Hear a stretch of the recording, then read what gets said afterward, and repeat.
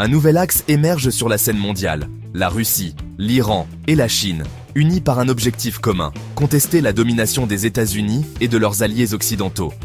Malgré leurs différences, ces puissances forgent une coalition pour remodeler le pouvoir mondial, motivée par une insatisfaction face à un système qu'elles jugent favorable à l'Occident. Leurs dirigeants se rencontrent fréquemment, tissant des liens économiques, militaires et diplomatiques, du commerce dans leur propre monnaie, à l'élargissement de blocs comme les BRICS. La question, cette alliance est-elle une véritable force capable de renverser l'ordre mondial ou un alignement temporaire né de griffes partagées? Comprendre les forces et les faiblesses de cet axe est essentiel pour décrypter la géopolitique actuelle en pleine mutation. L'axe Moscou-Téhéran-Pékin s'est solidifié en réponse aux tensions croissantes avec l'Occident, notamment après l'invasion de l'Ukraine par la Russie en 2022.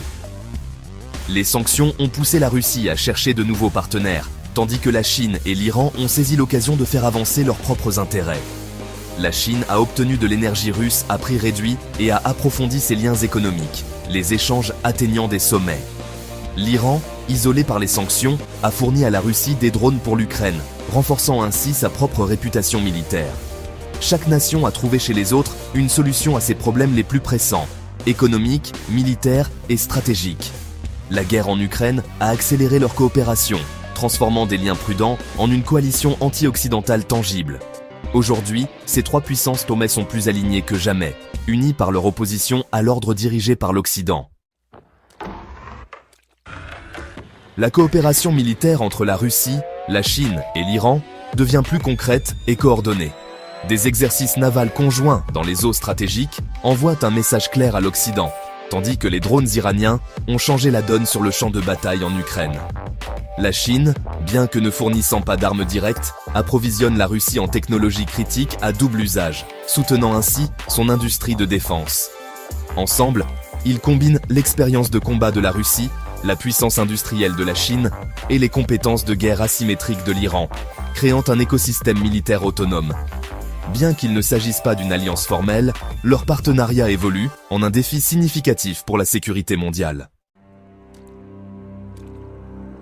L'émergence de cet axe oblige l'Occident à repenser ses stratégies de sécurité et économique. On craint un monde fracturé, G7 contre BRICS, avec des systèmes financiers et des chaînes d'approvisionnement concurrents. Le contrôle de routes commerciales clés, comme le détroit d'Ormuz et la mer de Chine méridionale, donne à l'axe un levier sur le commerce mondial. La Russie, la Chine et l'Iran promeuvent une alternative à l'ordre dirigé par l'Occident, séduisant les pays fatigués de la domination occidentale.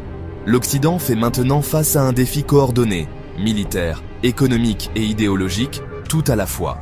Répondre exigera une unité et une stratégie sans précédent de la part des États-Unis et de leurs alliés.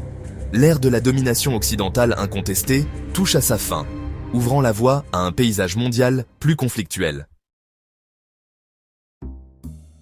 Malgré son élan, l'axe Moscou-Téhéran-Pékin est truffé de tensions internes et d'asymétries.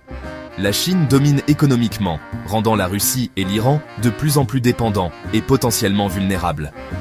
Une méfiance profonde et des intérêts divergents persistent, en particulier dans des régions comme l'Asie centrale. L'alliance est informelle, dépourvue de traités contraignants, sa force dépend des dirigeants actuels et des menaces partagées. Si les intérêts divergent ou si les dirigeants changent, le partenariat pourrait se déliter rapidement. L'axe est puissant mais fragile, son avenir dépendant autant de la gestion des contradictions internes que de l'opposition externe. Le monde observe. Cette alliance va-t-elle remodeler l'ordre mondial ou ces fissures vont-elles s'élargir sous la pression ?